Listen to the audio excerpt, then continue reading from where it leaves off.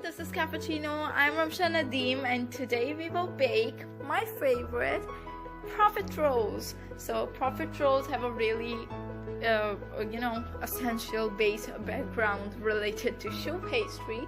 So we'll start by that, of course. So into a saucepan transfer some water and some unsalted butter and let those two things melt and boil together. In the meanwhile, just add in some sugar as well as just a pinch of salt into it for seasonings and let that boil, let that butter melt. And once that's done, add in your flour to it. Just dump that all in and mix. And now this will form a beautiful non-sticky, smooth and buttery dough here. So as this will cook, this will leave the sides of the pan and will kind of get nice and opaque, well combined, and will form a ball. And as you can see, once it just leaves the sides of a pan, that means it's done. It's time to switch off the stove and transfer it into a bowl to let it cool completely. Now, choux pastry is a really essential pillar of French patisserie, which is super simple to make as well as extremely versatile. So you can make a profiteroles, you can make cream puffs, you can make croquembouche, you can make eclairs, you can make even the savory pastries out of it. Pretty much anything you can do with it. It's super versatile. Once that floury mix is cooled, add in 4 eggs, one at a time, and mixing in between intervals. And it's really important to make sure that your floury mix is at room temperature because nobody wants scrambled eggs instead of a pastry, right? So mix. You can use even a wooden spoon here. I just use the electric mix just to save a little bit of my muscle power and some calories. So it's totally fine to use a wooden spoon and your muscle power. That will be great. That will be a great workout. Yeah.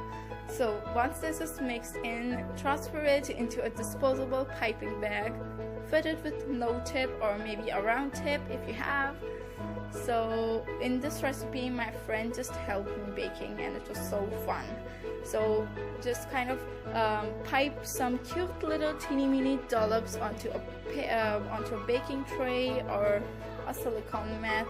Like, I love that, so I use it a lot. And this recipe will make like 60 of this sized cream puffs. Bake these at 220°C for 20 minutes and then switch on that broil section for 5 minutes. It's really important to do that broiling as well. Otherwise, you will end up with a doughy and small sized looking puff, which won't be puffed even. So if you cut it, it will be like doughy. It won't be like this.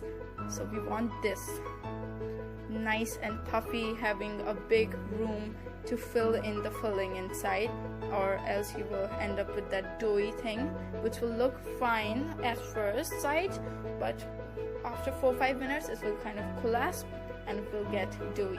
So that's done. Time to whip up our cream. I just personally prefer a really light cream with just a little hint of coffee in it. So that's what I've done. Some instant coffee and whipping cream.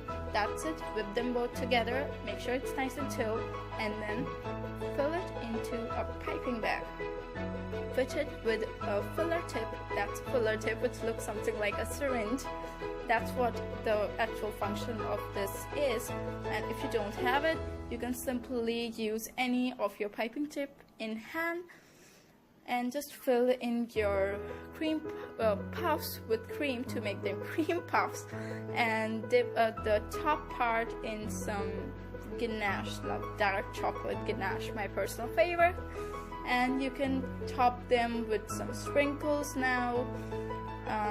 For my in my style, quite a lot of sprinkles in my case, like.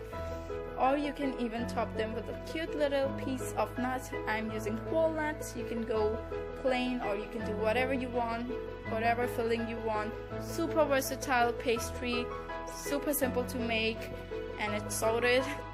Take care. Bye guys.